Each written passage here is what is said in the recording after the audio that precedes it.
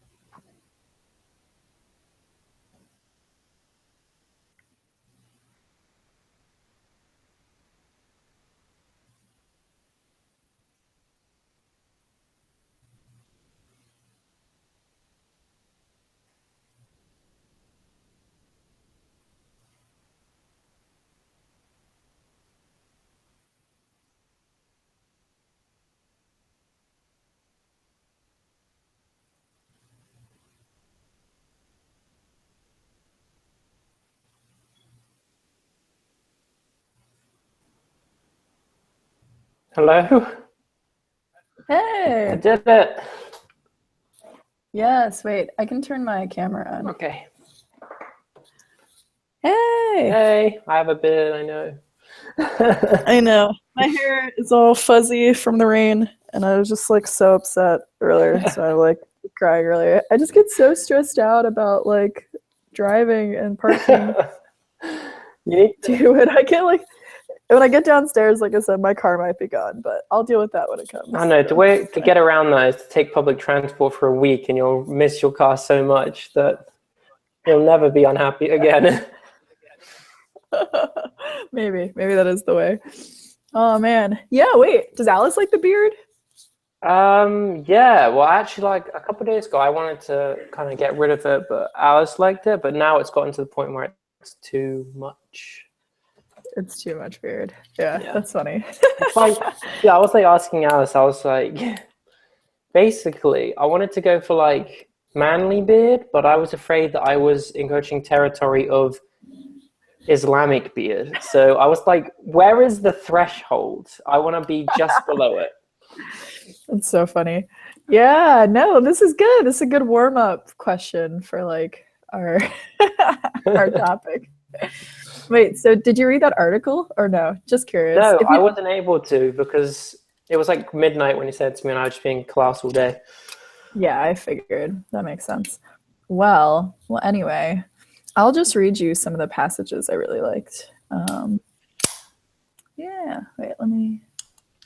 Oh, it's the wrong thing. Okay. Okay. Yeah. Wait, so I'll tell you a little bit about this article and why it like inspired me to write this blog. So this article is an article Matt sent me like maybe like 8 months ago, 6 months ago. It was a while ago now.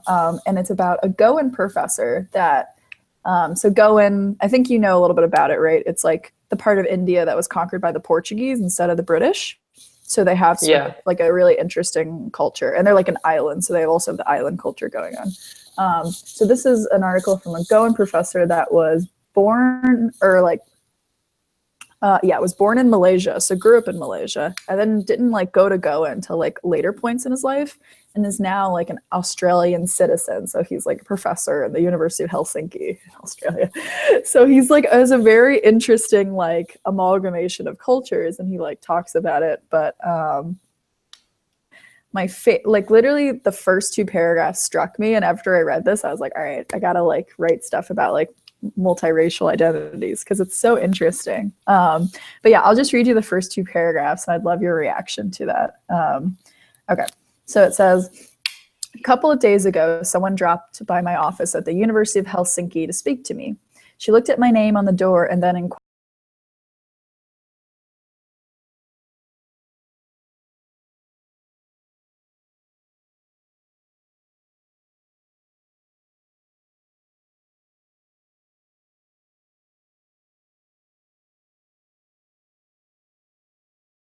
through my metaphorical bag of identities and retrieve one of my many identities, an anthropologist.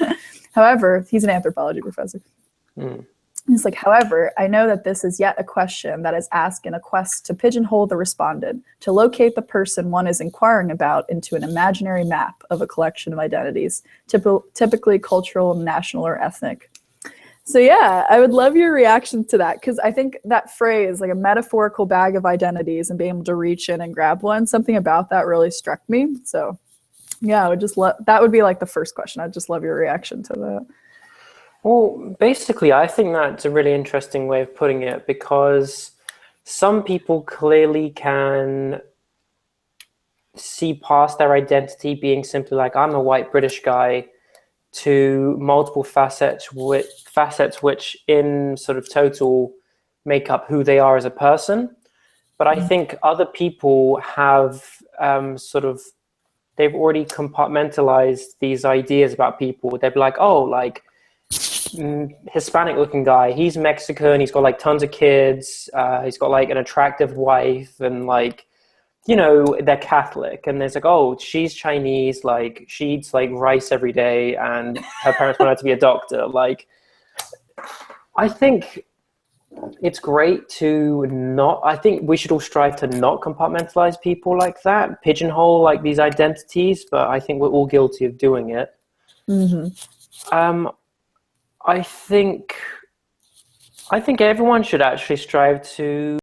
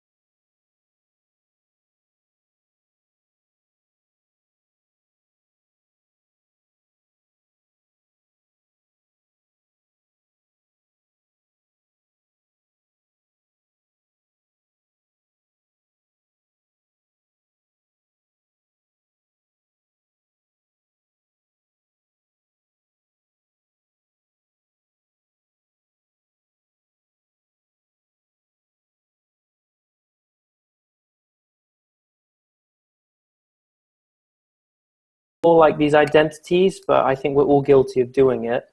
Hmm. Um, I think I think everyone should actually strive to have their identity defined by whatever they want, you know? If like they want to be like first an anthropologist, second like a film lover, and third like an Italian guy, like power to them. It doesn't really matter. Yeah, cool. Yeah, I have like another question later in the thing that I want to ask related to that. But yeah, so I guess a good follow up is, have you had these questions before? I think we all know what they are. They're the like, where are you really from? Or what are you? Like, have you ever had those questions? Yeah, no, definitely. Many times. And I'm guilty of even asking that question before. When I met Alice, I asked her where she's really from. And when I think back about it, it makes me cringe. Do you have Yeah, like of course. a particular like experience in mind for your life that you were like, what the fuck? Or I don't know, does any stand out in your mind? Um, I think the experience that still stands out a lot to me, which I might have told you before, is when I was in primary school. And it's not for me, it's my brother actually. And we went to like a parent teacher sort of day, right? Mhm. Because the his fourth grade teacher had called him in for like fighting with another people who was also I think Pakistani. Mm. And this teacher, she was quite old, sort of Irish, white, white town. She said like, "Oh, like I'm not sure if this is some kind of Sunni Shia like little turf war going on between the students." And my mom looked at her like, "You realize they're like eight, like they're eight." They don't even know what those words mean. Yeah. And I feel like that's the oldest one I could think of that is like, even from that young an age, you've like created a complete personality for someone, a complete identity, and all mapped out all Yeah. their preconceived prejudices. Yeah. When they're, yeah, that's a good one. Wow. That's pretty like striking. I I mean, think, it makes me think like, do these people think we're like Turkish people are born with a hatred for Greeks and Japanese people are born with a hatred for the Americans? Like, no, you develop those. They rub mhm. off from other people. Yeah, one of the most striking ones. So I was like really young, so I don't remember this. I was probably like 1 or 2 years old. Is my mom said she was like pushing me in like some sort of stroller, and she was like in the mall or some sort of shop. And like my mom's much darker than I am, and like some woman came up to her and was like, "Oh, what a beautiful baby! Who are you babysitting for?" Oh my God, like she's like a house sitter or something. Yeah, and my mom was like so offended. She was like, "This is my child." I was like, "Wow, that's really bad." It's, that's really interesting because I was reading a Reddit post this morning and it was about, I'm not sure if you saw it, but it was about people in interracial relationships Mhm. um, with children.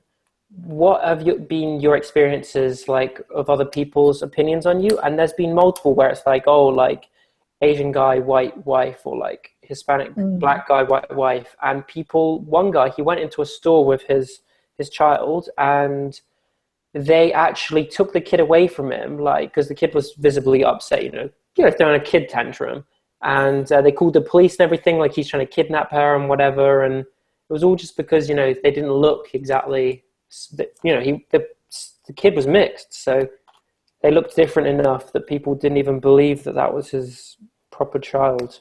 Yeah, that's bad. Like, I don't know. Like, I don't know. I strike that seems so paternalistic. I don't know.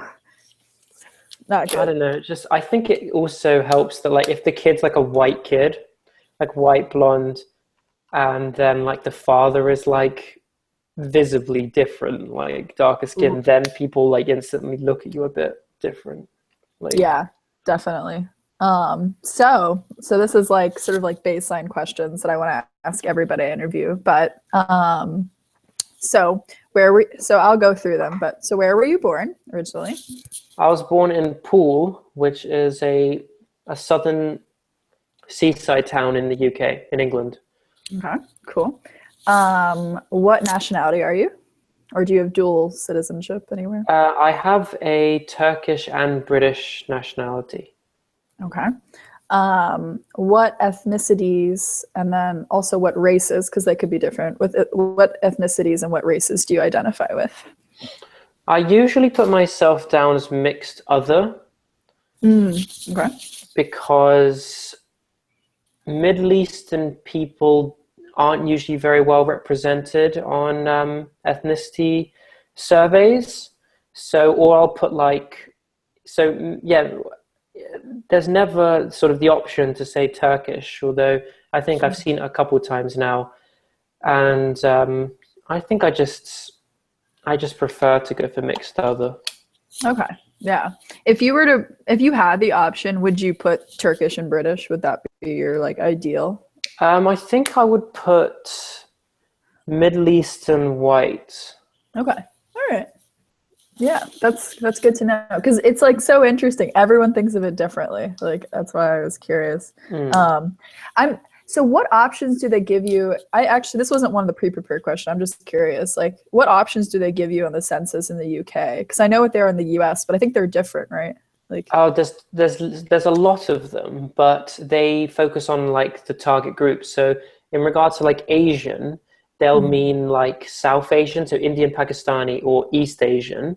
Then there's quite a lot of differential between Africans and Caribbeans because of the Commonwealth countries, you know, like the West Indies and all the right. Caribbean states. There'll be white, and then there'll be like white British, but then some people strongly identify as white Scottish, white Welsh, and things like that. Like people who hold on to their Celtic background a lot. So really a ton. That's so different. Wow. Yeah, like literally tons of them, literally tons. Yeah, I always found it interesting in the US how we don't differentiate between like East and South Asian. It's always just like Asian American, but that's so it ranges so much. I'm just like, I know Yeah. there are similarities, but like I think there are more differences between someone that's like Indian and Chinese. I don't know. I'm just like, There's so much. Yeah, so much. I can't, yeah. But yeah, it's because they're like the afterthought. It's like the last one on the list, Yeah. essentially. Okay, this is good. So next questions. Last one of the like baseline questions is there a culture you feel particularly tied to? Is there even, or is that not something you would say? Like, culturally, I identify as like a generalized Asian culture, personally. okay. I feel like since English was my second language and I'm very close to my mum, I feel like Asian/Middle Eastern culture is more closer to my heart. Okay, cool. And you already answered the next one. I was like, do you say mixed, multiracial, and multi-ethnic? So you say mixed or other. So some of these I did as general and some I did tailor-made to you specifically from what I know about you. Cool. Yeah, so also if any, I wanted to say ahead of time, if any seem like you don't want to answer them, just Okay, no problem. Okay. So I was going to say, how does religion tie into your identity? Would you identify as Muslim? No, I don't identify as Muslim. I identify as monotheist, I guess. But Okay. so I believe in God and the general concepts of the monotheistic religions, such as heaven and hell, God, prophets, the scriptures. But I don't identify as a Muslim. Okay. All right. So I know Alice had mentioned before that you had like explored other religions. Would I guess then, from what you're telling me, would you identify as a Christian or no? No. So when I was younger, I went to the mosque. I was raised Muslim. I went to the mosque every Saturday. I think it was Saturday, to learn Arabic and obviously be involved in the prayer. It was a Sunni mosque, so I wasn't really in the right place. But after 9/11 happened, I stopped going. Oh, okay. Did you feel like did people start targeting people there? Did people make you feel uncomfortable to go there? Or I think it was just like from one day to the next, there was just like a sudden, very obvious divide in a way. You felt like tension in the air. There was definitely people didn't like anyone who looked different, especially like Muslims, but that extended to people who were Sikh and Hindu as well, if they were like wearing any kind of head scarf. yeah, Yeah, and my parents were afraid that there would be a backlash from the local community. So, yeah. yeah. Okay, so they were also okay with you not going anymore. Really? Yeah, Christianity is something I've thought more about in like recent times. And because of the sect of Islam my family is, they actually have always sort of celebrated Christian holidays. So I've always celebrated Christian holidays my whole life. Oh, okay. So is it Shia or is it something within It- Shia? Because I know there are sects within sects. Yeah, like, right? it's within Shia. It's something called within a group called Twelvers. Twelvers are based off of the concept of this 12th Imam, who they don't really know what happened to him in a way, but they're Gnostic, so they believe in reincarnation. They believe, Oh, yep, they believe in reincarnation. They don't really they're not very fond of some of the other Muslims, and they also celebrate Christian holidays, and they are mystical, I think, in like basis. They have strange mystical and superstitious beliefs. okay. So it seems like, okay, so that makes more sense why you'd be more open to some of these other religions then, because Yeah, they weren't like seen as the other so much. I mean, if it makes it, a lot of people wouldn't know it, but the current sort of presidential family of Syria are this group that my family originate from too, which would have originated in Syria a long time ago. Oh, okay. Cool. That's really cool. That's interesting. All right, let's go to the next one. How does it feel? Well, you don't identify with anymore, but I guess you kind of answered this, but I'm just curious. It's like, I was going to ask, how does it feel being part of a religion or culture that's not the majority in the country? So I guess even back then, how did it feel? Or how does your mom feel about that? My mum has sort of a love-hate relationship with Islam in general. I feel like she doesn't like to identify. My mum, funnily enough, identifies as a Jew. Okay, whatever, man. Yeah, my mum identifies as a Jew more so.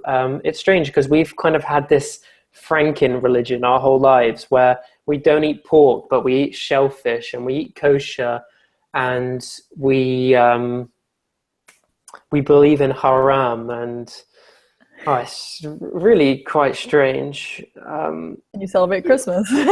And we celebrate Christmas, and my dad, he's a French Protestant, but he went to a Catholic school, so like Okay. there's been that influence too. And I could tell you actually a little kind of like story. So when I was in elementary school, the concept of diversity first was sort of introduced, and I remember it because the school, coming from a very white town, so we're probably well behind like what was going on in London, Manchester, whatever. But the school introduced this alternative assembly. So every morning the kids come into the hall and you have an assembly where they read out rewards, but we sang Christian songs, and it was Christian, it was a Christian assembly, but they introduced this alternative assembly, which was just generically called Muslim assembly. But, Okay. and they brought in this religious lady who was really nice, who would talk about religion with us, but it wasn't just for Muslims. It was basically everyone who wasn't the ethnic majority was encouraged to go. So I remember there was like a couple of Muslim kids, a couple of like Buddhist kids, some like Indian kids, some Hindus, some Sikh, just all the non-Christians were just lumped into the Muslim assembly, which I remember going to throughout my elementary school times. Did you make more friends that were like the different? I mean, I liked it because I hated assembly. just like having to sit in a giant hall and listen to like boring things. But my brother hated it because he didn't like to be sort of he didn't want to stand out as being different to like, you know, the English kids. So I see. yeah, Okay. but for me, it wasn't much of an issue. I was never had that much of a problem with it. Okay. This one I just came off the top of my head. Have you gone back to the mosque since it's been now how many years? Almost 15 years. Yeah, since 9/11. 15 years. Yeah. No, I've never been back to the mosque, nor have I ever been back for a Islamic prayer session. I've been inside mosques before, but not just, you know, when I was in Istanbul looking at the great mosques and stuff. Right. It's like architecture, not like. Exactly. Yeah. So no, not since that. Okay. You haven't participated in like I don't believe me. I don't know as much about Islam as some other religions, but I know there's people that are more devout, do like the 5 prayers throughout the day. So yeah, you've not done any like the prayers or they do fasting as well. I know before. Yeah. No, I haven't done Ramadan since either. But before I was like quite dedicated to it, but since no. Okay. Yeah. Now my friend Willem, I think I've told you about him. He was on my study abroad trip. That's how we became friends. You told me about him. Yeah, half Iranian, well, Bahrainian, that you have to specify, and then half Dutch. And it's weird. He's like the opposite. He was like not into religion at all until he went to India. And I think because a lot of Hindus treated him so badly there for going to the mosque, he kind of like dug in and like started practicing Islam. Whereas before in America, he had like barely done anything for it, like ever. So it was really interesting. And ever since India, he's been doing it. Like he doesn't drink anymore, which is like shocking. He like, eats halal. Like I was like, wow. Well, it's like he kind of did a 180 in the other way. It was really interesting. Kind of did it as like a stick it to the haters, right?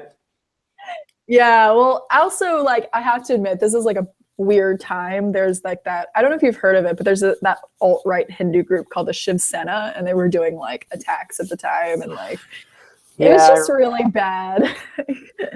Yeah, the India had and Pakistan had a lot of bloodshed over that kind of stuff. Yeah, not good. But okay, so this is sort of like a dual question because I feel like if I just asked the first part, it would be too like dark. But it's like, okay, I was gonna. Have you ever been ashamed of your culture, and then talk about a time you felt proud of your culture? I've been ashamed of my culture so many times, but yeah, I feel like nothing will ever bring me as much shame as honestly being someone in, you know, going to the mosque and being interested in Islam and then 9/11 happening. Literally a month before, you know, I had my plane tickets to New York when that happened. You know, I was like ready to go, and that was just completely like turned my world upside down a bit. In regards to not religious culture, my like Turkish culture, yeah, I've been embarrassed more. I wouldn't say I've been ashamed. With multiple things. One is the racism of Turks against other groups of people, you know, such as Armenians, Greeks, Cypriots, whatever, you name it.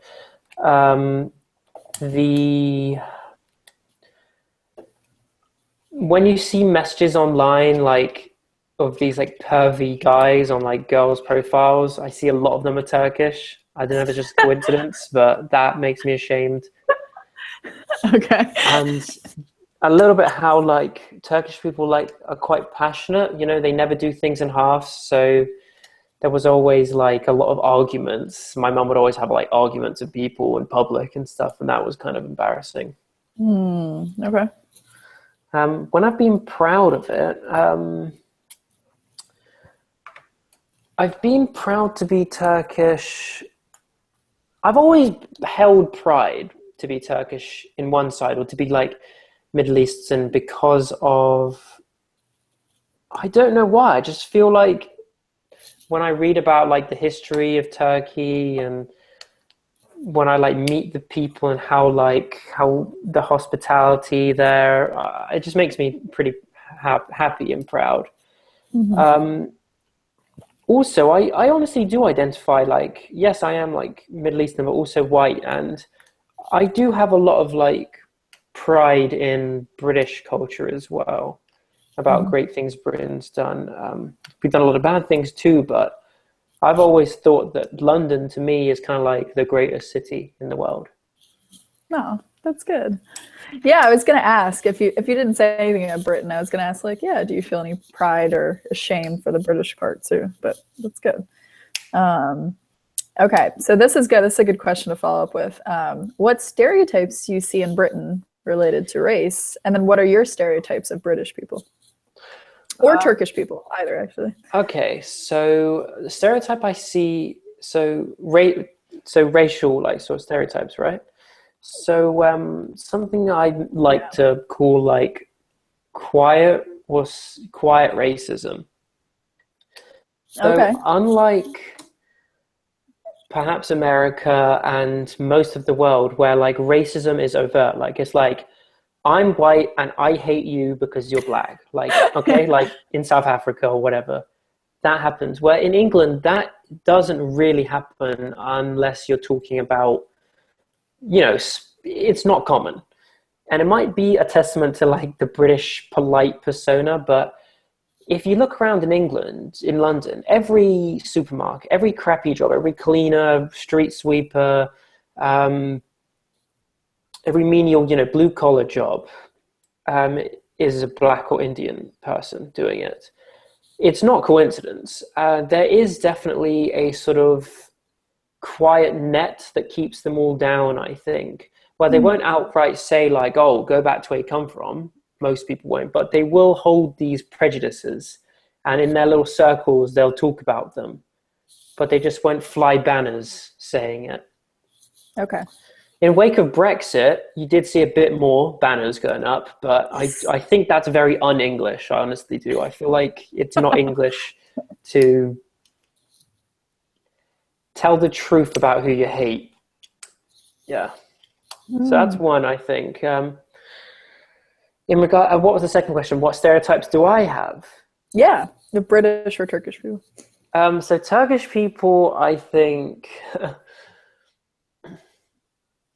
they're either like I said, they don't do things in halves. Like they're either like their blood like goes from like cold to boiling, like in one sweep, So they like to get angry and talk and shout at each other, but at the same time, they're very like tactile with each other. Like they like, kind of being very close to each other. Like the men like to hug and kiss, and like you're very close to your friends, and in that Mm. way, like, and then they like profusely apologize afterwards. It's very much like, it's been like how it is at home, like huge argument, an hour later, like everything's fine. Like they don't, yeah, that's just kind of how it That's kind is. of like it is at my house too. It's like, Yeah, like, so I think that's a strong stereotype. In regards to British people, I'd probably say like,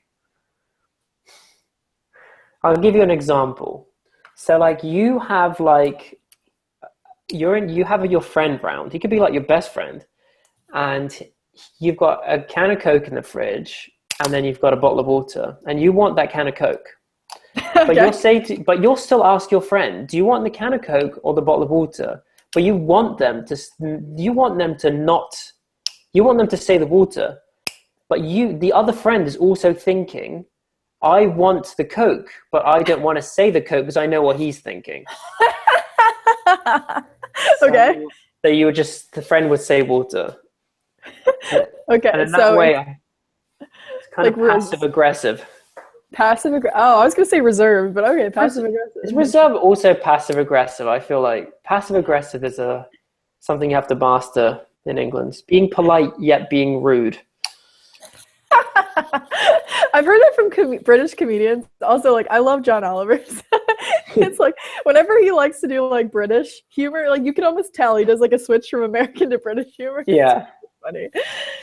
Okay, that's really interesting. Yeah, see, that's what I wanted to ask because those were not my stereotypes of British people at all. So I was like, oh, I mean, there's so many. It's so easy to make fun of the British because it's so documented, and there's so many comedians who are great at making fun of themselves. British people are very good at making fun of themselves, genuinely. mm.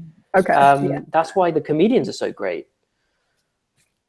Yeah, I feel like our comedians lack that unless, so this is my own stereotype, but I feel like our comedians lack that unless you are a minority. So women are good at making fun of women, black guys and black guys, but like if you just have like a white guy comedian, he kind of makes fun of everything else. Like he doesn't, you know what I mean? I feel like American comedians tend to make fun of like society or Other people, yeah, it's celebrities. society. Like they make fun of like macro things in a way, you know? Yeah, exactly. Yeah. Um, yeah. I also think there's a pressure if you're like a woman or a black comedian to only talk about like your race or your gender instead of society. I feel like that's only for white men. That's like the stereotype anyway. Like, Yeah, I think there is a pressure for like I feel there is pressure for female comedians because talk about like yeah, sex a lot talk or about something sex or like talk that. about like weight, stuff like Yeah. that, like boyfriend. Or like not being able to find love. It's just like I have so many other things that Reddit Yeah, would rather like talk about. they should just make fun of like men. Like it's easy, you know. Make fun of white men. Oh man. Okay. So I guess let's see what's the next one. Oh, this is good. How did your parents meet? And have they ever faced any discrimination or backlash for their marriage? So my parents, my mum came to England to learn English as a student. And Mm. she said when she came to the town, no one had even heard of Turkey. Like it was, she said there was like a couple of Indian people, but that, like, because obviously like from, you know, Indian families that have come over after the colonial times, but like no one even knew like Turkey, or there was barely any foreigners. So she was staying Mm. here. She ended up dropping out of university to move to England, and her and my dad lived in the same apartment building. And when my grandma and my mum's best friend were visiting my mum, they invited my dad over for like Turkish food. Like he Nice. walked past the room and the doors open, so they were like, "Oh, come in for Turkish food," and that's how they met. Aw. And how long were they together before they got married? Uh, A long I, time. no, not that long. I don't think. I think my mum. I think they got married when they were like 25 or something. So Wow. my dad's like 4 or 5 years older, so he was like 30. Okay. Um, yeah, so, but in regards to backlash, I think there's been quite a bit. In the beginning, I don't think my dad's family really approved. And my famous example of this is my aunt gave, supposedly, for my parents' wedding, she gave them a gift of, I think it was £10, a £10 note. Oh, that's And no. my mum's like from like a wealthy Turkish family, and she was like, wow. So I think, yeah, I think in the beginning there was a bit of my dad's family were a bit more conservative and not super on board with the marriage at the start. How do they feel now? Is it kind of like water under the bridge, or is there still a little moment? I think it's pretty fine now. Like my aunt lives in France, so we never see Okay. her. But but my grandparents come around every now and then. It always makes me laugh because like I feel like my grandparents avoid having dinner at our house because of like the ethnic food. So that's the only like thing I see still. But I think my grandparents have come to respect my mum a lot because they see she's hardworking and she didn't turn out to just be someone marrying for a visa like everyone assumes, you know. Oh, okay. Okay, that's the stereotype. Yeah. Yeah. So I'll give you a little bit about my family. So, my mom and dad met in the Peace Corps. And so when So my dad cool. came back, he was really worried to introduce my mom to my grandma because my grandma it's like, so she is a very good example of like, just like product of the age. Like she grew up in the 20s in Texas and then moved to like Gettysburg, Pennsylvania, right? Like, Right. so it's not like I don't think she had like any hatred in her heart, but it was like pretty common to just be like, oh people don't really hang out together. They're, black people are a Yeah. little lazier. It's just like those like common tropes. It's like I don't think she was like had any hatred in her heart by any means. So my dad was really worried, but like when he like she apparently like loved my mom, like fell in love with her, thought she was great. So that worked out really well, but he was really nervous about it. And like I didn't know that until when I grew up with my grandma, I didn't know any of that, but it was like years later. Like it's just so funny to hear because it's like you were worried. I'm like, grandma's like loves mom, and he's like, yeah, but I didn't know that. Like, true. Yeah. So good follow up. I actually didn't have this down, but I thought of it while you're talking. How have people viewed your interracial relationship? Have you had any discrimination with you and Alice walking around in London or America? Just curious. I feel like no, we haven't received a great deal of direct sort of issue with it, but I do sometimes you see like people give you looks. When I was in China, a lot of people gave looks. I think some of them were dirty, some of them were a bit like okay. I think people in America people were also a little bit more like like an interracial couple, even though like it's not really shouldn't be that surprising. I can't think of any time that. I think some of my friends have they've liked to joke about like me dating like an Asian woman. So they'll say stuff like, like how like just like tiger mums and studying too hard and the kind of food and the clothes and stuff. But I think it's sort of all in fun. Okay. Yeah, it's been pretty fine for me. Okay. And how do your families feel about it? Do you think you'll receive any type of backlash as the relationship keeps going on, or if you eventually get married, or? Well, I think my family loves to have Alice around, and I think honestly, I think Alice gets on really well with my my immediate family. Like my parents really like her. Alice also like I feel like Turkish and Chinese culture are actually very, very similar, but it's just not a culture that many people create links to anymore. But there were emperors in China that were half Turkish. I didn't know that. That's so interesting. Yep, the Tang Emperor was one of the most famous emperors of all time, the Tang Dynasty. He was half Turkish, and Turkish people actually originate from northwest China. So that's where like Turkic people come from. So, if you go to Turkey, you still see the whole like, the real Asian looking Turks as well. So I feel like the culture is very similar, and Turkish language is in not the same category as Arabic. It's actually in the same category as Korean, weirdly. Wow. Yeah, they come from like this mountain range and Genghis Khan, obviously. Yeah. So I feel like, Alice glues very well with my family. I think my grandparents, they were ones I was a bit more nervous about. My Turkish grandma loves Alice, by the way, like really. Great. Loves her. My English family, I was a bit worried, but at the same time, I feel like they should just come to expect that. I feel like that's just. Do they think you were going to marry a British girl, like a white British girl? No, I don't think so. Like, my only rule in like kind of, it's like a secret rule, but I don't really want to ever date an English, all English person ever. Not interested. Yeah, fair. I get that a lot. I was looking for a mixed person too. So.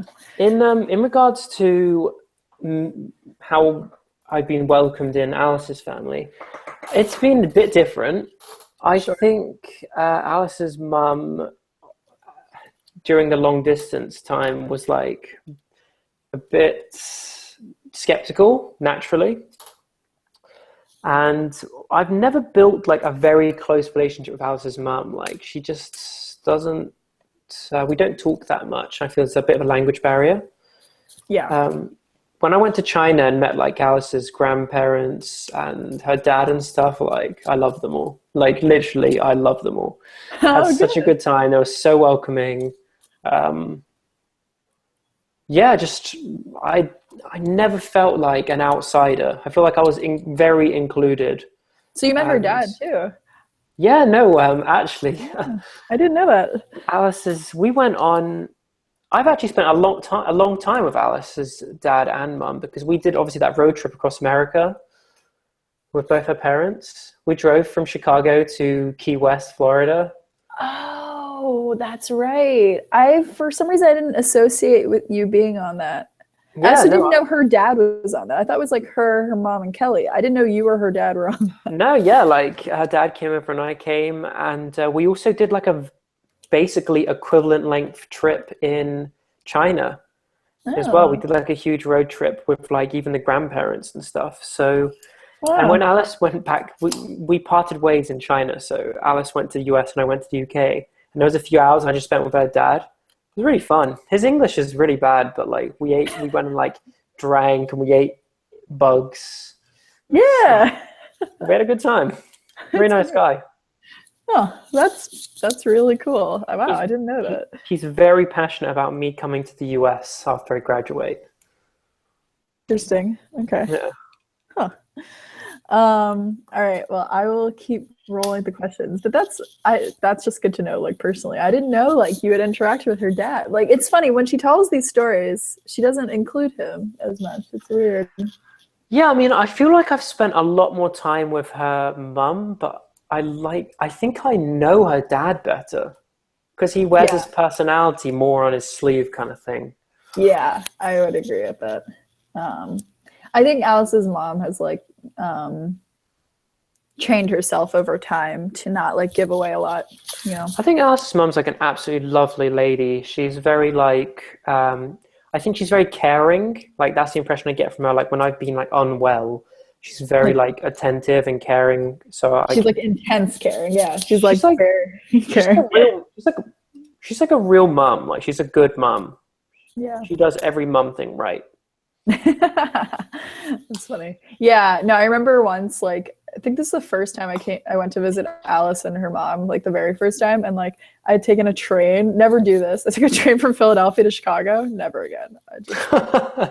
How was that? How many hours was that? It was supposed to be 20 and it took like 25 because we got stuck in Indiana. Just like horrible, like never again. So We drove through Indiana. It didn't seem like there was much going on there. I got stopped by a cop in Indiana and he was like really mean to me. He like, that's a story for another time, but like it's made me kind of scared of cops now. Like he was like screaming in my face. He like flexed at me. So like, I don't know if you know what I mean by that, but he kind of like angled his like belt with his gun towards the car and was like in my face. And I was just like, I like trying not to process it, but I was like, this is fucking ridiculous. Like, Traffic cops are fucking ridiculous in general. Like, that's just scary as shit. I hate being stopped by the police. and I'm just like, okay, and here's the thing, Jack, he like made this whole thing up. Like I looked it up later and I don't think it's like a real law. He basically was saying like, so it's a 2-lane like straight highway because it's like Indiana. It's very flat. There's not a lot of roads. So like I'm on the one major highway and like 2-lane. I'm in the fast lane. I was listening to a podcast, so I wasn't really like not in my ears, but like it was hooked up to my car, and so I wasn't like super paying attention. But it's a long straight road, so I was like, I'm gonna listen to a podcast.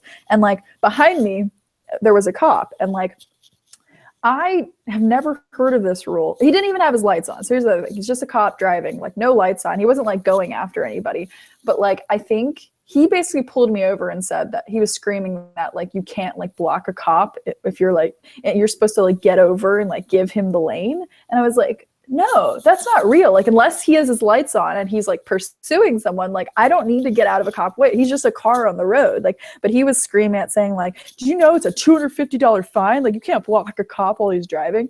I think basically like he doesn't think I was going fast enough in the fast lane because I was going right at 70. I wasn't going 75 or 80. And I think he wanted to go faster. And I was just like, you're pulling me over for going 70 to 70 and blocking your way. Like I was also like, why didn't you just go around me? Like it was just him being pissed off. I was like, this is the dumbest thing I've ever heard. I didn't say that because I was trying to be all like, I don't know what you're talking about. I'm sorry. Like, Yeah, so I didn't no. I didn't get a ticket, but it was just like he took his time out of his day to pull me over, scream at me, flex at me, and then scream at me again. And then like I like got back on the road, and I was just like, okay. And I was really freaked out. I was like, never again. Like, fuck Indiana. It Like, just I'm never sounds driving like you was there. really bored. Bored of Yeah, and just patrolling the had like a highway. really, my dad was like, "Oh, you should have gotten his license plate number," and I was like, "And you could have like called and like gotten him written up." I was like, "Yeah, I just didn't know," but like, yeah, Yeah, like that that's doesn't sound like a real law. right. Like he did. I understand if like an ambulance, a cop, or a fire truck has their lights on, pull over, get out of their way. Like that is like super clear. Like I understand Yeah. that. But like a regular cop car driving down the road, you don't need to get out of the way for them. Also, it's like he's mad I was going the speed limit. I was like, what is wrong with you? He was just like, do you know like what you were driving? I was like, yeah, I was driving 70. He was like, the speed limit's 70. I was like, yeah. Sorry, we got really off topic. I was just like, fuck Indiana, man. Like, fuck cops. I'm like over that. But anyway, side story. But okay. So next question. All right, we're getting to the end now. Okay. So did you ever feel stuck between like multiple worlds or identities? And like, what were you between? Did you try to be like more of one or the other? Was one side pressuring you? And then like after that, like, did you have a place you end up like fitting into, or were you still always sort of like between? I feel like I've always actually sort of struggled with my racial identity in a way. Mm-hmm. Because it's not as like simple as like I'm half Middle East, like half Turkish and half English. Like my family in Turkey is not even really Turkish. You know, they're like some kind of Arab family. But ethnically, I'm not Turkish. My blood's not Turkish. We're a type of Oh, okay. Arab technically. So whenever I've said like, oh, I'm Turkish, I've always felt like I'm lying to myself a little bit. But then if I say I'm Arab, people will be like, oh, so like Saudi Arabian. So it's like, it's a bit difficult. I feel like I don't need to be one or the other. I feel like I've been happy just to be both. And I feel like it brings me comfort to be just to be okay with that. Like I don't feel like I should just have to be like I don't feel like I have to choose. Yeah, I don't think I could if I was made to. I don't think I could to be one or the other. That's good. Did you feel any of that pressure growing up, or is this something you come to recently, or have you kind of always been like, no, I'm both? Like, I think I've always been quite like confident in like and proud of my mixed identity. Um, but at the same time, I feel like there has always been a bit of background pressure to be like being from like a very white conservative town to just be like, a white person. Because if like, once I like shave and my hair's short and whatever, people just see me as a sort of, sort of wealthier, middle class, white English guy, and that's fine. Like, I don't need to be like, some people just don't question. They think, oh, he's just like British, even though like when I look at myself in the mirror, which I do every day, I look at myself in the mirror every day. I don't see like a British person looking back at me. I feel like I see like all my ancestors what's come together, like it's not like I'm just a British person. I just can't believe in it. yeah, I feel the same way. Like there's a lot of people. The reason I asked this question, because this is the one that I've struggled with the most. Like growing up, I was split between a lot of different things, and then in college again, right? And I feel like there's a lot of pressure to just be like, you're white, and it's like, but I know how you feel, because when I look at my features, I'm like, no. And then also the biggest thing for me specifically is my hair. Like I literally see 3 different textures in my hair. Like I have the really curly, the wavy, and then the like straight. And like, I'm like, these are like, that's like the Indian, the black, and the white. Like I see it. And I'm like, you can't tell me. Like and like, especially when I was in high school and I was like out in the sun more and I was a lot darker, I was just like, no, like I'm not. Like, I know why people want me to be white, and I know it's easier. Like, and a lot of respect, but I just can't do it. Like it, I don't know if you ever felt this, but I always felt like it was like betraying like my family a little bit. I'm like, my mother's literally like African. I can't be like, I'm white. Like, Yeah, it just doesn't make sense. it is. It's like killing a part of you. It's like killing someone. It's like killing someone, you know, Yeah. to just say that you were just white. I feel like it's like denying that my mother exists. Like it's like Yeah. weird to me. And but I find like I don't know. I guess because where I grew up, people just like wanted to put you in a box. They like very much were just like, "Aren't you just white?" Like, I think I mean, clearly I'm not. Like you just met her. Like, I think the fact that it's our accents, I think accents just go such a long way. And I think when people hear like my accent or your accent, they immediately think like, oh, they're Western people. yeah, yeah. My mom has an accent, so she like people know she's not African American. They're not quite sure. They usually say like the Caribbean or like Trinidad or something like that, which isn't that far off. Like because that area was also like French and British and like a bunch of In other England, I would guess Trinidadian for sure, because there's so many from Trinidad in England, so it'd be more yeah. common to think. Yeah. And my mom has a really big tie to that place. Actually, she went to the Yeah. University of the West Indies in Trinidad. Oh yeah, you said. Yeah, UWI. It's funny. I'd That's when love she to kind go of, and see there. I bet it's I beautiful. know. One of me and Matt's like goals. So we have a lot of travel goals for like the rest of like our life, I guess. But like one of our big ones is like we want to go to every carnival. So I want to go to like Brazilian. I want to go to the Trinidadian, and then there's one in Goa because of the Portuguese, and like I want to. So yeah, I want to go to like all the major like carnivals in like the world. You know, we have a major carnival in London. Do you? It's like one of the top 10 biggest street parties in the world. Ah, okay. The All right, I'll Notting put it Hill on my list. Carnival. It's like it's a party for all of the like Caribbean people, pretty much, basically. Like Oh. it's all like so everyone dresses up. You know, it's like a real huge parade, and like over 1 million people come, and it's like it's very very cool. All right, I'll have to put it on my list. I'll add it to my list then. Rio must be amazing. I know. Yeah. No, and I've heard the same about Trinidad because like that's sort of like I feel like that's where Carnival like originates. Yeah, Like, I think so. I think it's definitely a Caribbean thing. okay, so here's the next one. Have you ever met anyone like you?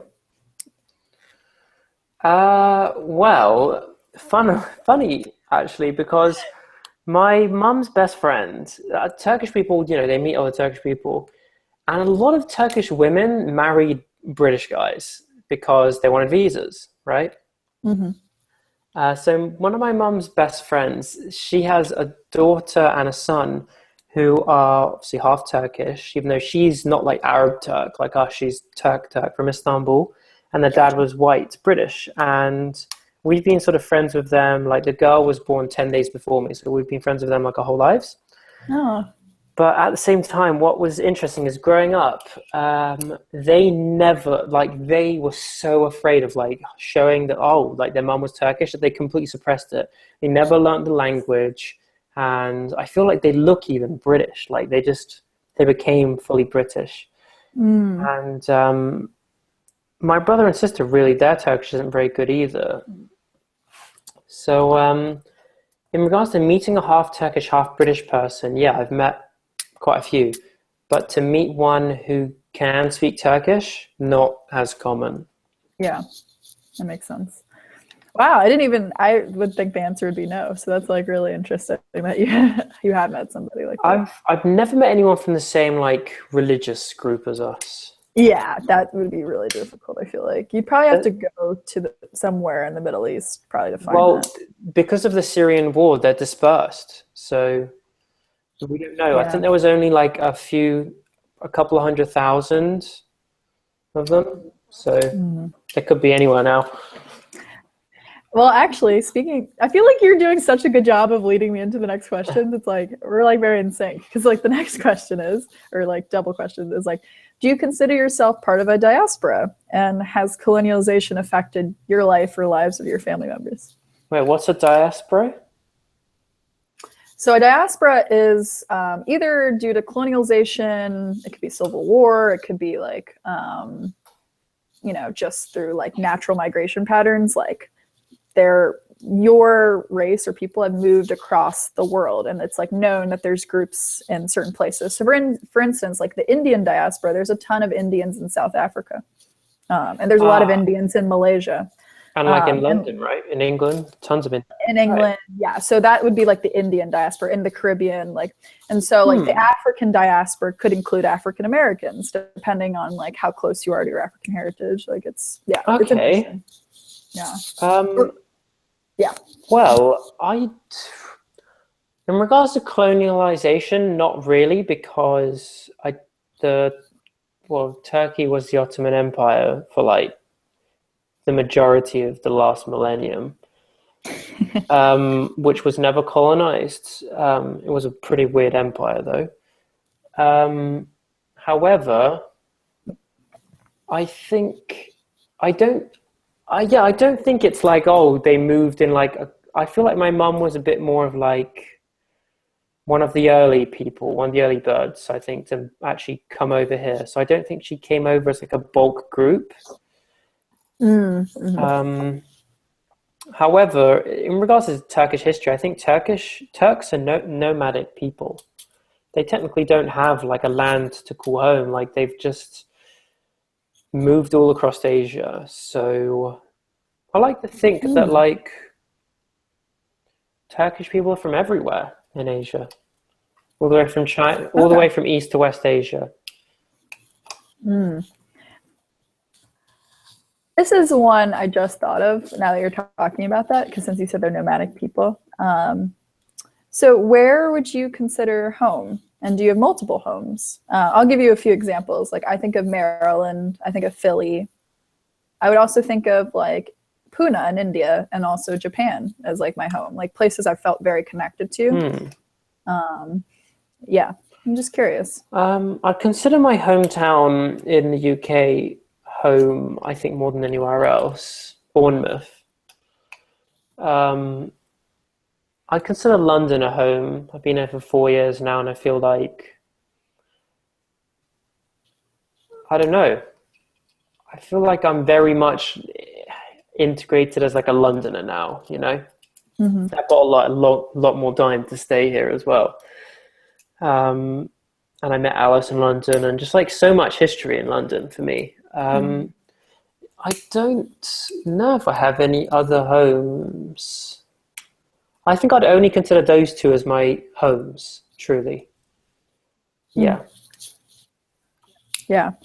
Yeah, I would say definitely like Denton and Maryland, and then like Philly are my top. But also, I forgot to say also Seattle, because I spent a lot of my summers in Seattle with my aunt and uncle. So I think like family has a big piece of it. But the reason I include like Pune is because I did live there for 4 months. And then like Japan, because like I just have never felt more like myself in like many other places in the world. I mean, if we're talking about like those kind of connections, my favorite place I've ever been is China. Definitely, I just love the country. I would live there, honestly. But yeah, that's really cool. It's just, especially like the north. It's not very touristy. It's just feel like it's just oozing this culture that you don't see anywhere else. Also, like my mum's city is a very famous city in Turkey. It's the 4th biggest city in the country. And the people from London, from this city, it's called Adana, are almost considered like their own nationality. It's one of these like it's one of these cities where it's very divided. Like it's like 40% Arabs, 40% Turks, and like 20% Kurds, or even maybe 30 between the three. And I do really love that city. Tourists would never go there. The only people you see there are Americans, because it's home to the biggest American base. What's it called again? Adana. Okay. I've never heard of it. And a lot of my family made money by actually working in the giant air base there, the military base. So when I would fly, because to go there, you have to fly to Istanbul and then take another plane. There's no direct flight. And the flight would often just be like me and then like a bunch of soldiers in like a commercial flight. At least it used to be, which was fine. Apparently, though, later on, as like tensions got worse in the Middle East, all the city used to be inhabited by tons of Americans. Like my parents, their neighbors and stuff, all American, all just left, and the city became very like kind of how it is today. And it's famous for being like very macho. Like the people there are meant to be like very fiery, very wealthy. There's a lot of old money there. Like it's where like a lot of the great like aristocratic kind of families lived, and just very like crass in a way, like lots of gold jewelry. And my grandpa, right, when he went to Istanbul University to study law, and he had 14 siblings, but like him and like his brothers, they went to Istanbul, like all these like wealthy southern boys, to like the opposite end of the country. And when he went there, he made all his teeth gold, every single one. And when he went there, he realized everyone made fun of him, and he realized that he was like in another country when he went to Istanbul. So he went back and got them all changed back. Oh, wow. That's really different. I don't know what to think about that. Yeah. Strangely enough, it reminded me of the Italians on Long Island. I don't know why. Like I feel like it's similar to that if you think about it. My mum even has a gold tooth. But I think she took it out now as well. I don't know, basically when I say like because I'm part of the Turkish society at King's. When I say I'm from here, I'm the only one from there at the university, because not a lot of them seem to do education. They just rely on this old money. They don't say I'm Turkish. They call me like the one from this place. Like they have a name for people from this city. Like it's really strange. Huh. Yeah, so in a way, like I'm proud to be connected to this place because it's a special city, I think, in Turkey. Cool. That's cool. Okay, we're coming like the last couple. Has your identity changed over time, and how do you think it will change in the future? I think it has changed. I think it went from like very like identifying as Middle Eastern to 9/11 happening and shunning Middle Eastern identity, but trying to become like British. And then later on, maybe towards university, maybe in university, becoming more comfortable with just being more proud of being mixed and more being a multicultural, multi-ethnic person. Yeah. So one thing I said around like, how do you think it will change in the future? This is just like me prophesizing, but I would imagine like if you and Alice like did end up getting married and having children, I feel like you would start to identify even more with Chinese culture. I could see that happening. Yeah, I feel like, I mean, if you came to our apartment, there's a lot of Chinese stuff around. I can see something in the background. Yeah. Like, I even have this above my desk. Hold on, let me take it down.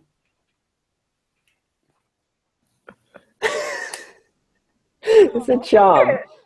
But yeah, like I like the culture, and I feel like if I were to have children with Alice, I would want them to enjoy having aspects of both of our cultures. Cultures, yeah, that's cool. Yeah, all right. I'm gonna read the last two paragraphs from that article because I think that's a good ending point. So he's with his sister at like the fish market right now, and he's talking to one of the catchers that are selling the fish. And then the catcherman replies, upon telling him, he commented, he's kind of like making fun of his accent because he speaks Konkani, the local Goan language, differently than the other Goans because he's not from Goa. He grew up in Malaysia. So anyway, he says, upon telling him, he commented, I thought you said that your brother is clever. Yes, of course, the bongdo, which is like mackerel, would cost $1 each in the US because by the time the fish gets there from here, it's going to cost more. For him, all mackerel comes from Goa, and the further it travels from the source, the more expensive it will be. Does this logic apply to diasporic Goans? Perhaps the value increases as our identities become hyphenated. But if we continue with the logic of the fishmonger, the fish becomes stale the further it travels from the net that it trapped in. Identity is not a zero-sum game where the attainment of one identity leads to the displacement of another. It is incremental, and that's why I am a magi. So he calls himself a magi, so it means Malaysian-born, Australian nationalized, Goan Indian. So that was really clever. interesting. He created his own. So yeah, what are your thoughts and reactions to that last piece? I do love that. You know, like what a magi is, like a kind of shaman, right? Love that. Yeah. Very cool. I think I don't think the further you go from the source, the more stale you become. And if that were the case, it would be kind of sad. However, I see why a lot of people do feel like that in a way. That I think the generation, it's almost like first generation immigrants. They come here and they preserve their culture in a way. And then they have children. They want their culture to live on in their children. Mm-hmm. But then their children's children, that's the real challenge. Culture is rarely preserved in that, like the grandchildren, which is like what we're facing now, which is where like there's like Indian Americans and Indian British who are so disconnected from their past that it's kind of sad. And it's partly because they don't want to be associated, and it's partly because society doesn't want them to be associated. Society wants you to come to like England or America and become English or American. Mm-hmm. I think I also agree that there's no point having only one identity. It just limits you. What's the point? You can have as many identities as you want. Why would you only have one? Like, you don't need one. And if honestly, like, you feel that all your identity, all your being can be summed up by like the cultural mannerisms of one people, it's kind of sad. Your life must be so boring. Nice. Yeah. Well, if you have any more to say, let me know. But I'll give you the very last question, which I think ties into what you're talking about, which are what are some of your other identities? So I'll tell you a few of mine. I put down like, mixed, obviously, but I'm a traveler. I'm a woman. I'm a best friend. I think being a good best friend is a big part of my identity. I'm a spiritual atheist. So I'm very spiritual. I meditate, but I'm also an atheist. Tennis player and watcher, anime and K-pop lover. So these are some of my identities, things that I think are like pretty big in my life. So I was curious, what are some of your identities? Okay, let me think. So I'm a man. Yeah. I'm a boyfriend. Yeah. I'm a medical student and hopeful one day great doctor. Yeah, I put business person down because I was like, I don't really know what to call myself at this juncture in my life. I'll put down business person. Trust me, when you go through medical school, if you don't come out by the end calling your religion medicine, something's gone wrong. I'm a spiritual being. I'm a believer. I'm a complete geek. That's a good one. That's a huge part of my identity. Complete geek. I'm a food lover. Nice. I'm an animal, I think. I'm a lazy, like, primal person as well. Some days you become a bit more animal than Homo sapien, I think, and just eat a sandwich. I mean, I can feel that. Like today, like I said, I just like freaked out. I was like, I'm done. Like, I'm just done with this. Let me think. I hope I'm a best friend.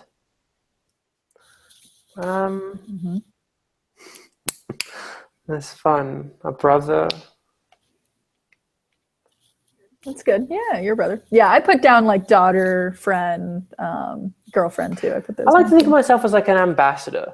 I'm the ambassador of my people, which don't there aren't many of me in the world, like people like me, you know, like people who are mixed up in like this way. I like Yeah. to feel like I'm one of the faces of that person, that identity, and I like how I act can hopefully influence other people to see people like me in a different light. I love that. That's great. Yeah, I also put for mine like it's weird. I don't quite say it. I don't say I'm a country girl or a small town girl, but I am from the country and from a small town, and that's a big part of me too. Like I can't get away from growing up on a farm. Like that's just so integral to like how I think about things. So that's a big one I put down. Just don't start chewing tobacco anytime soon. Don't start No, I will not. dipping. With the advent of this recent election, I think like my experience became even more like useful and valuable to me because I know so many people that are voting for Trump or like feel disenfranchised because they are the like lower middle class or poor, like working poor or rural poor, and like you know The everyone underrepresented people, the forgotten people. the forgotten people. And I feel like so many people talk about those groups in this election cycle as an abstraction. Like they don't realize that like I know these people, like they exist, like they're on my Facebook feed. I grew up with them. Like, Yeah. and like and here's the thing is like, are there some of them that genuinely have hatred in their heart? Absolutely. Like people that we call rednecks and have hated on like Black people since I was born. I think they're the minority, I think. Yeah, a lot of them are just people that feel like lost and feel like the current system failed them, so they just want something different, no matter at what cost. And I know a lot of people can't relate to that because, like, I mean, another one of my identities is sort of like social justice fighter. Like, I social fight justice warrior. I don't want to say warrior because I don't fit that mold. Like, I don't go around attacking people. I just like yeah, throwing paint on people. Yeah, no. Yeah, no. I mean, I eat meat all the time, so it's like I'm like. I like to say like I fight for social justice. I don't like to say social justice warrior because that's a bad connotation now. But like, it's and I know people that are like minorities have no sympathy for those that are like in this like rural white, like poor class. But like, I think people need to understand like the gap. Like, I don't know, like just the amount of opportunity, what you got to see growing up. Like the only reason my view was so different is because I grew up with my mom and dad who are like traveled the world, who are not from here, who are like, you know what I mean? Like I joke, like I had octopus curry before I had meatloaf. Like it's like for people like who grew up where I lived and didn't have any of that, like it's just so different for them. And so I don't know, like I don't know if you've heard of this book. I actually really think you should buy it if you have any free time to read. It's really short. It's pretty short too, I think. It's called Hillbilly Elegy. Okay. Have you heard about this book? No. And so let me write that down. Write it down and I'll tell you what it's about. Because me and Matt, I think he downloaded an illegal version of it. We started reading it together because it's like so much of where I live in it. It's not as destitute as the area he describes. So he's from like sort of a poor rural area in like Ohio, Kentucky, Appalachia area. So I think Appalachia is its own like bag of worms of like where their whole industry is like coal and that's gone now, you know, and like the mountains and ruralness of that like is even more rural than where we live. But like I don't know, I saw a lot of my own self and my own people. I don't know, they're not really my people, but they kind of are. Like in this book, like we started reading the introduction, it's just like, you know, for these people, their whole world is either their town, the neighboring towns, or maybe their state. You know, like that's it. And that's what people don't get. Like to them, like, you know, some Black, like bisexual, like, you know, in New York, like that's not a person to them. Like they don't know who that is. They've never met that person. That might as well be another like country. Another, you know, species to them. Yeah. Yeah, like that's like, and I know that sounds ridiculous, but it's real. Like it's like definitely real. So many people where I live, their dream would be to go to University of Maryland College Park, and that was my backup school. You know what I mean? Yeah. Like that was like when I told people I got into UMaryland College Park and I got like into the honor school, they were just like, "Oh my God, you must be going." And I didn't have the heart to tell them that it was my backup school. I was waiting to hear back from 3 other schools. I was just like, yeah, I have a few other things I'm looking at. They're like, "What could you ever look at?" And I was like, what could ever be better? I didn't really know what to say, so I just sort of walked away. What did you say when you got into Penn? Jack. So this is the story I tell like Alice and Connie, but like I've told so many people at my school, but like people didn't know what it was. So like my main guidance counselor, I actually had another one I worked with because the main one like didn't know what the fuck she was doing. But like my main guidance counselor, when I told her I got into UPenn Wharton, she was like, "Oh, that's nice." And I was like, "Yeah, the #1 business school in the country, the Ivy League school." And her eyes lit up. She was like, "Oh, yeah, that school." Like, that's the one. I was like, "Oh my God." Like just that reaction, it will forever be in my memory. I literally had one teacher knew the school, and my other guidance counselor who I worked with, because she didn't know what she was doing, knew the school. Because he had a friend that went to law school there. So he actually knew what I was talking about. But like, yeah, it was like amazing. No one knew what I was talking about. Everyone thought I meant Penn State. I was like, no, it's not Penn State. I went to I've got this new job at the moment where I'm like pretty much going out to schools around the country and trying to like convince people to go to university, like, and stuff like that. And Nice. the most underrepresented group for higher education in the UK, and I'm certain it's the same in the UK, is working class white boys. So rednecks, basically, English rednecks. Yeah. And before I went to my selective school, I went to a really, really rough, crappy school. And for my year of 150, none of them would have known any of the universities. Not like, we're not talking Oxford, Cambridge, but none. Like they like 5 people from 150 went into university. Yeah. And those 5 people, none of them went anywhere that was like in like even like the top 100 schools, like something. Oh yeah. Like some really low school. From my own knowledge, I can literally think of like people that like went to like a school that's pretty good outside of state. So like I'm the only person who went to an Ivy League school. My one friend went to Syracuse, which is a good school in New York.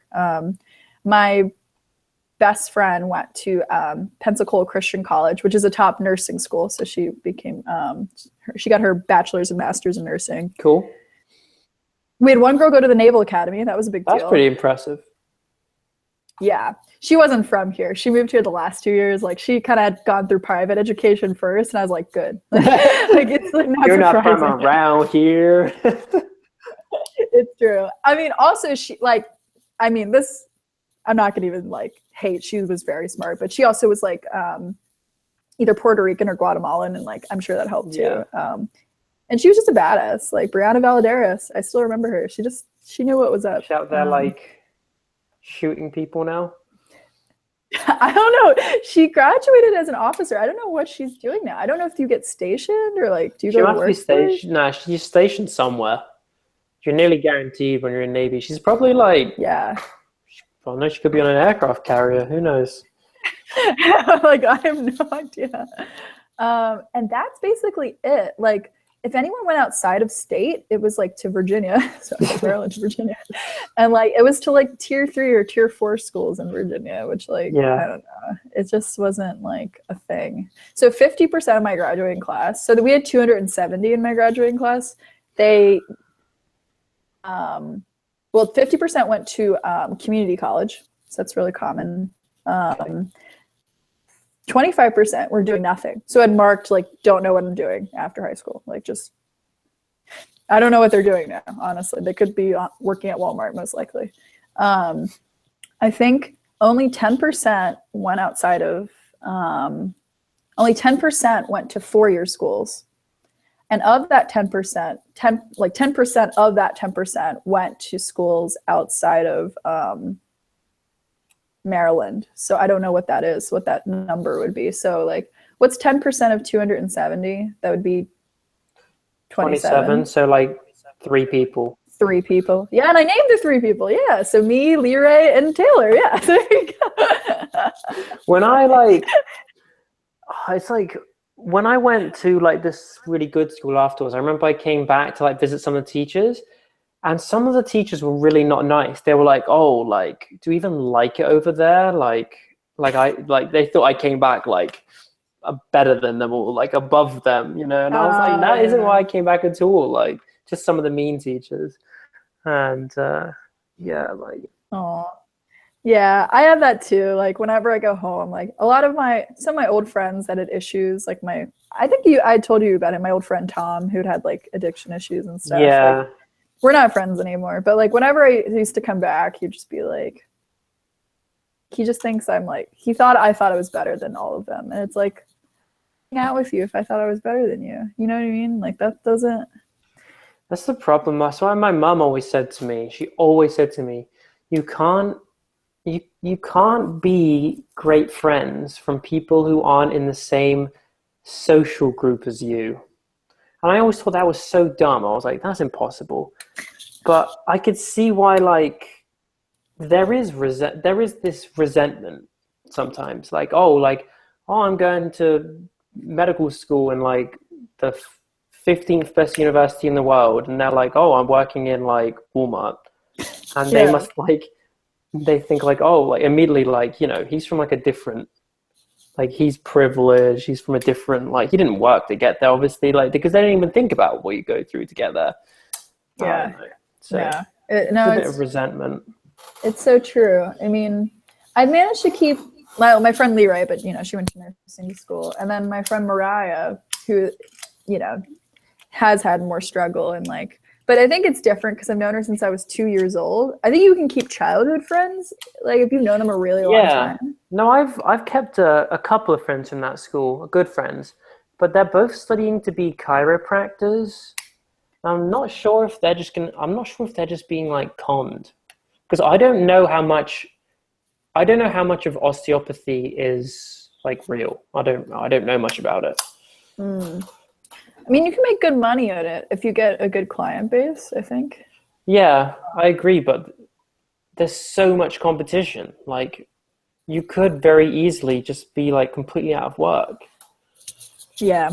My friend Mariah, she was always like interested in like helping children. So she went to college for like social work, psychology type stuff, but like you can't really get a lot of good jobs without a master's. So like it just sucks. And like she works at this place in Maryland called the Benedictine School right now, which is like a school for kids with special needs. And she does sort of the social work of that. So she has to like call parents, make sure they're like, it sounds fucked up, make sure they're getting their kids enrolled, making sure they're getting their kids vaccines and like feeding them. Like it sounds so fucked up, but like she does like really hard work. And like, this is like why I think like the economic system's really fucked up. We don't value like valuable things. Like I've been doing contract work for a startup. I literally do nonsense all day. I do like social media. I do like data management. It's like very easy work honestly.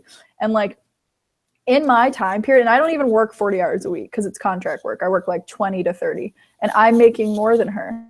And that shouldn't be correct, right? That's crazy. That's like 4 hours a day. Yeah. like not that much. Like, I mean, I don't work on the weekend, so it's more like 6 hours a day, but yeah, like, and like she's handling people's lives. Like, and I'm like, yeah, no, I mean, society is just, but you went to Wharton, you know, you got a golden ticket. Yeah, kind of. It's true. I mean, like, nowadays, you have like, you know, you obviously deserve to go there, but the fact that you did go there now means your life is, you've got like a lot of opportunities not everyone gets, which is awesome. True. I mean, it's good to hear you say that because I think like, so, you know, I had those bad startup experiences and then like, I kind of as well. It kind of screwed me up for a bit. Like it affected my self-esteem for a while. I felt kind of like my last boss was kind of like emotionally abusive and physically. I mean, he threw things at our office. Like he threw a printer. That's insane.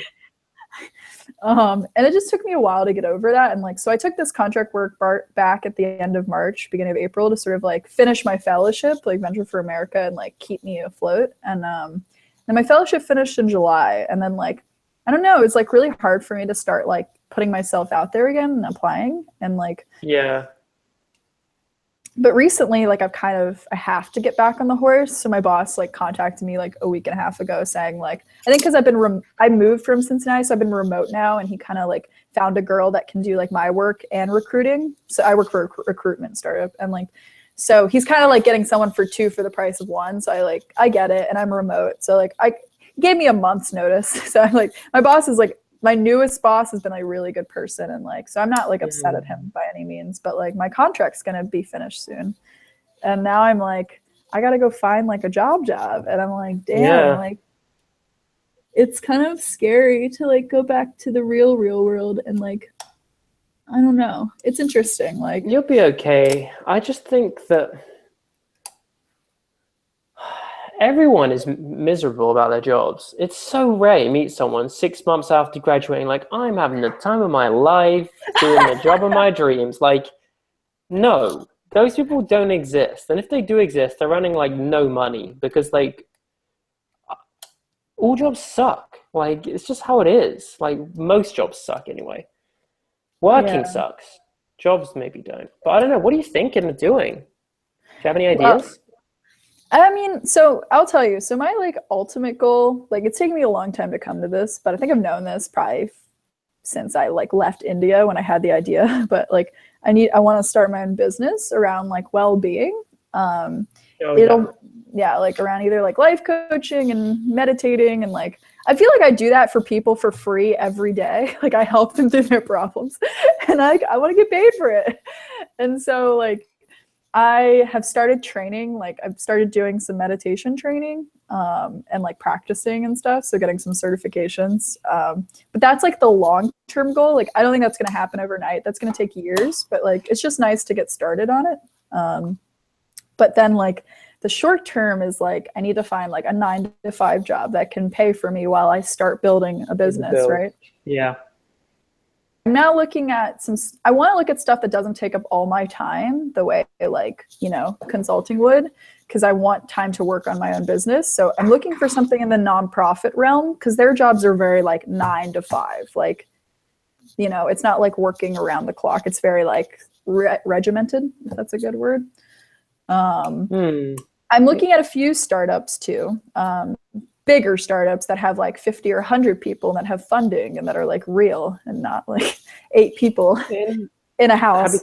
Have you thought about like PR stuff? Like in the UK, I think a lot of people go for like that out of work because it's quite easy hours. Oh, really? Yeah, I mean, I've thought about marketing. Money too.